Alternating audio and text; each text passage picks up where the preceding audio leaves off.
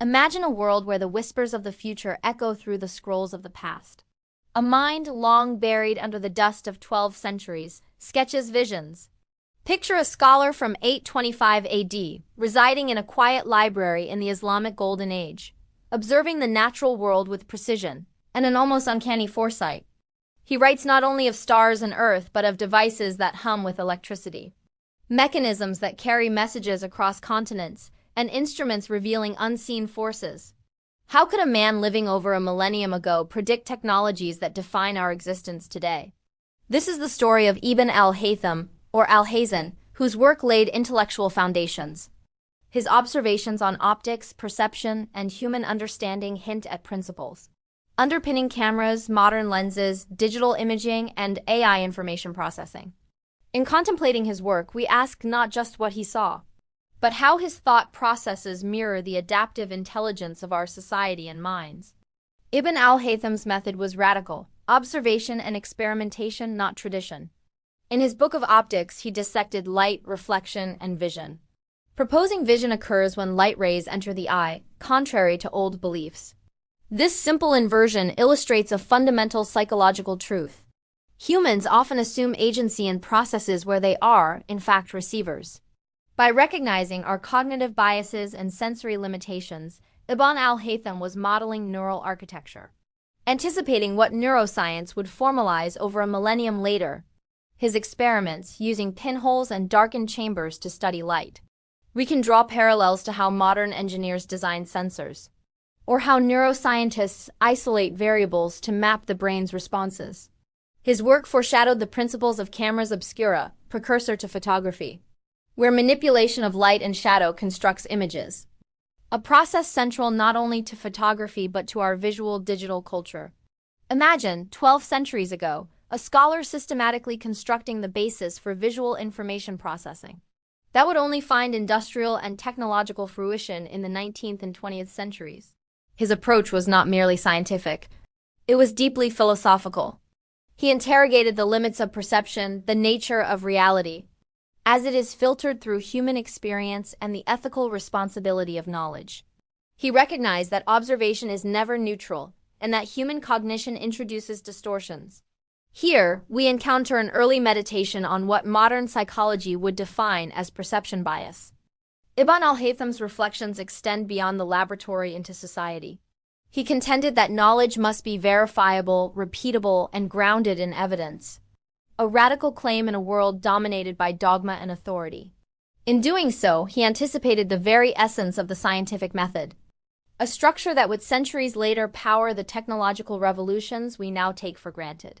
Telecommunication, computation, imaging, and even artificial intelligence. Consider the human brain as a dynamic system, processing stimuli, predicting outcomes, and adapting to change. Ibn al-Haytham modeled a proto-neural approach. Hypotheses are generated, tested, and refined through experience. He understood that without feedback loops, knowledge decays into conjecture. In this, we see the conceptual ancestor of algorithms, machine learning, and adaptive systems. The fundamental human drive to minimize error, predict future states, and optimize responses. The societal parallels are equally striking. Just as Ibn al-Haytham's meticulous experiments refined understanding, human societies evolve through feedback from collective experience, trial and error, and adaptation. Wars, famines, and technological breakthroughs act as stimuli, generating signals that propagate through the network of civilization, much like neurons. How often do we, in modern life, pause to consider the hidden algorithms of our collective behaviors? Ibn al-Haytham's thought experiment suggests that societies can anticipate future trajectories if observation is precise and reasoning disciplined. He mapped not only mechanics of light, but the logic of adaptation itself. His legacy invites reflection on limitation and potential. The constraints of his environment did not prevent him from envisioning futures unimaginable. Here lies a profound lesson in neuroscience and psychology. Cognitive constraints often act as catalysts rather than inhibitors of creativity. When sensory input is limited, the mind compensates by constructing predictive models. Ibn al-Haytham exemplified this process. His constraints generated inventive foresight. Consider the parallels to modern engineering. Constraints and resources often drive innovation. The human brain, when challenged with ambiguity, generates more robust, adaptive models. Ibn al-Haytham's predictions of technologies emerged from his disciplined engagement.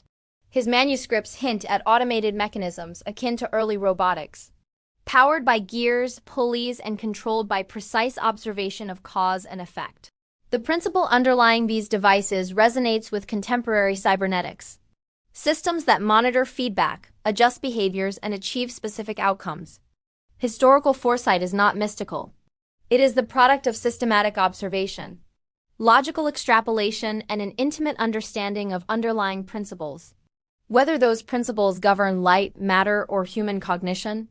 Another remarkable aspect of Ibn al-Haytham's insight lies in his treatment of uncertainty. He did not fear it, he measured it. He understood that knowledge is probabilistic, that certainty is always provisional, and that the scientific mind thrives not in dogma but in measured skepticism. Here, we see the foundation of what modern statistics, risk analysis, and decision theory formalize. An acknowledgement that reality is complex, multivariable, and only partially knowable. By embracing uncertainty, Ibn al-Haytham modeled a cognitive resilience that echoes in our contemporary approaches to prediction, from climate modeling to artificial intelligence. Consider the profound psychological implication. The acceptance of uncertainty reduces cognitive dissonance, enhances adaptive flexibility, and fosters creativity. He demonstrates that by framing the unknown not as a threat, but as an opportunity for structured inquiry, human minds, both individual and collective, can anticipate futures otherwise hidden. This insight extends to societal structures as well. Just as individuals benefit from adaptive cognition, civilizations prosper when knowledge flows, experiments are encouraged, and observation informs policy. Ibn al-Haytham's insistence on empirical evidence over authority challenges hierarchical stagnation, suggesting a social neural network where information, rather than power, drives collective adaptation. In practical terms, the principles he illuminated underpin the modern research laboratory, the iterative cycles of engineering, and the feedback systems of organizational management. Now imagine the convergence of his insights with modern technology. The camera, a device that manipulates light to encode and transmit visual information, is a direct descendant of his experiments with optics. Fiber optic communication, which transmits information across vast distances with minimal loss, reflects his understanding of light propagation. Even the algorithms underpinning machine vision and pattern recognition echo his methods. Observation, decomposition of phenomena into measurable units, reconstruction into predictive models. A dynamic system continuously predicting, error-correcting, and reconstructing the world. This realization bridges the temporal chasm between 825 AD and today. Ibn al-Haytham's work becomes not a relic but a mirror, reflecting enduring truths about cognition, adaptation, and the human quest for understanding. And here lies the twist. The very limitations he faced, the absence of electricity, digital computation, or modern materials, did not prevent his mind from modeling systems we now realize as technological inevitabilities. In fact, his constraints may have amplified his capacity for abstract modeling, forcing him to simulate mechanisms mentally, conceptualize systems holistically, and imagine the interplay of cause and effect in ways no empirical tool could replicate. It is a paradox. His weakness, the lack of contemporary technology, became a hidden strength, producing insights that survive to guide us in worlds he could only dream of. Consider this in the context of human behavior and societal adaptation. Often, moments when we feel weakest, uncertain, or constrained are precisely those where creativity and foresight emerge. Stressors, limitations, and challenges activate neural circuits that prioritize problem-solving, pattern recognition, and predictive modeling. Ibn al-Haytham's historical example provides an archetype. Resilience and insight flourish not despite adversity, but because of it. As we reflect on his life and work, we confront a broader question. How do we, in our technologically saturated environment, cultivate the same disciplined curiosity, the same patient observation, and the same willingness to interrogate assumptions? In a society where information is abundant and distraction constant, Ibn al-Haytham reminds us that profound discovery requires slowing down, isolating variables, and thinking across timescales that stretch beyond immediate gratification. His legacy is a call to intellectual humility and curiosity. It challenges us to consider our perceptual biases, to question apparent truths, and to construct knowledge iteratively. Always refining, always testing, always aware of the provisional nature of understanding. The philosophical dimension is equally striking. Knowledge is not merely an accumulation of facts, but an evolving conversation between observer, observed, and the principles that connect them. Ibn al-Haytham's life is a meditation on the dynamic interplay between individual cognition and collective progress. His experiments in light, his reflections on perception, and his insistence on evidence-based knowledge illustrate how one mind can send signals across centuries, influencing the trajectories of science, technology, and human understanding. By considering historical events, scientific breakthroughs, and societal adaptations as interconnected signals within a complex network, we appreciate that human civilization functions as a collective intelligence, constantly processing input, adjusting strategies, and projecting futures. The analogies are illuminating. Just as neurons communicate through synapses, civilizations exchange knowledge through scholars, texts, and artifacts. Just as neural networks process feedback to refine predictions, societies iterate on inventions, policies, and cultural norms to enhance survival and well-being. Ibn al-Haytham's insights into light and perception provide more than technical guidance. They offer a metaphor for epistemological clarity. Light, bending, reflecting, refracting, and diffusing, becomes an emblem of understanding. Knowledge illuminates but can distort, scatter, and be absorbed differently depending on the medium. Our minds, our societies, and even our technologies are bound by these constraints, yet within them lies the potential for extraordinary insight. As we step back, it becomes evident that the story of a scientist from 1,200 years ago is not merely historical curiosity. It is a lesson in cognition, adaptation, and the timeless pursuit of understanding. By studying his work, we learn that the principles underlying modern technology, observation, modeling, experimentation, feedback, and iteration, are not innovations of the industrial era, but continuations of human curiosity stretching across centuries. His life demonstrates that the path to innovation is not linear, that foresight can emerge from constraints, and that profound insights often lie hidden in the meticulous study of fundamental phenomena. Ibn al-Haytham's intellectual journey reminds us that the mind is both a receptor and a generator, a system capable of modeling realities beyond immediate perception. It invites us to consider how we might harness similar capacities in our own lives, to observe carefully, think critically, and question assumptions that seem self-evident. In a way, every experiment he conducted, every principle he articulated, is a neuron firing across history, sending signals that resonate in contemporary laboratories, classrooms, and digital simulations. The philosophical resonance is clear. The pursuit of knowledge is an adaptive process, not a finite endpoint.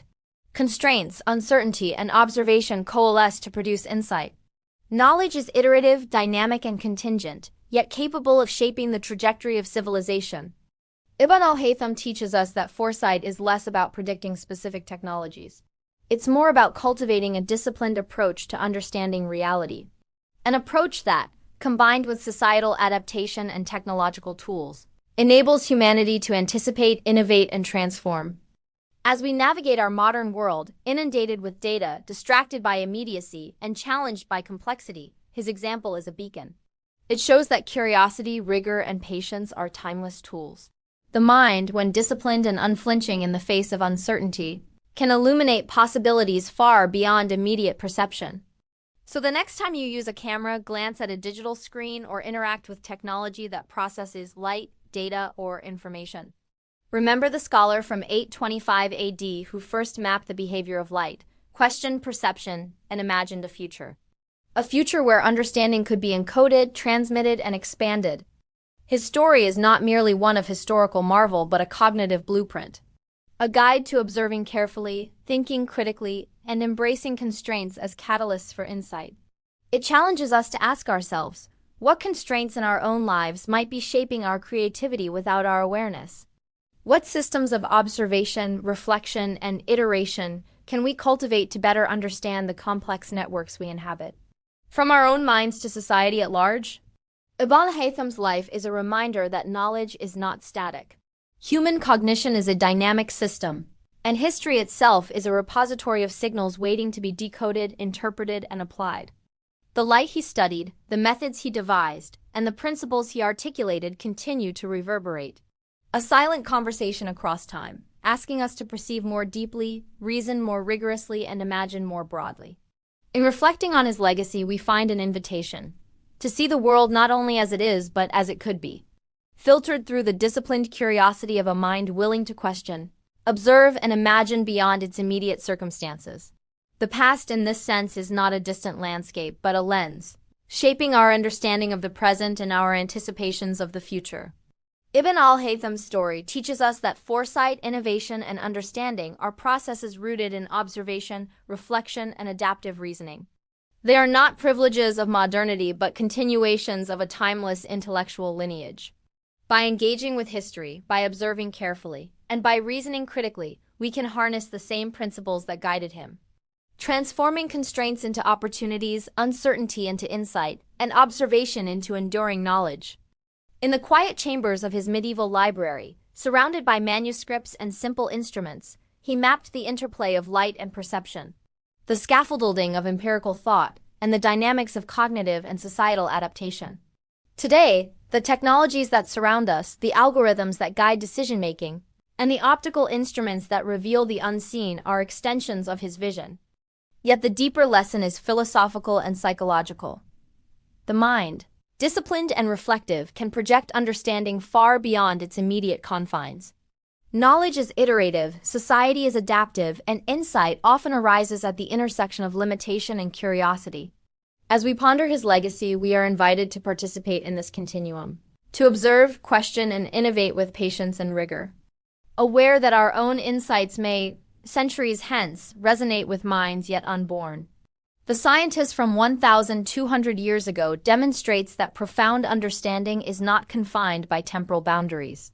Foresight emerges from disciplined observation, and human cognition functions as an adaptive network, processing information, responding to constraints, and projecting into the future. The light he studied illuminates more than physical space. It illuminates the mechanisms of perception, the dynamics of adaptation, and the timeless pursuit of understanding that connects us across centuries.